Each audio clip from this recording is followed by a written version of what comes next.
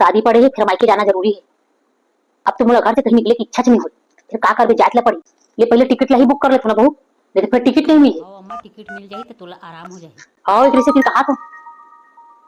Hello. हाँ hello जी madam जी बताइए। अरे का बताऊं भाई साहब, बस भाई साहब ते मोर नाम से एक तो टिकट निकाल दे। ओके जी मैम बताइए कहाँ जाना है आपको। अरे का बताऊं, मायके जाना है मोला, बिकट दिन हो गए, शादी पड़े है, जाना जरूरी है। अरे मैडम आपको मायके जाना हो या ससुराल जाना हो मुझे उससे मतलब नहीं, ये बताइए आपको जाना कहाँ है। अरे अभी तो बता ना तोला मायके जाना है। अरे मेरे कहने का मतलब है कहाँ से कहाँ तक जाना है। अरे निपोर कहा तो हूँ, ससुराल से मायके जाना है।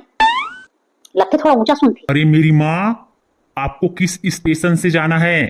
कौन सी स्टेशन से जा बताते। अरे ट्रेन की टिकट बुक करा तो रेलवे स्टेशन से तो जाऊं। हेलो हेलो, ये देख ले आवाज ही नहीं आती।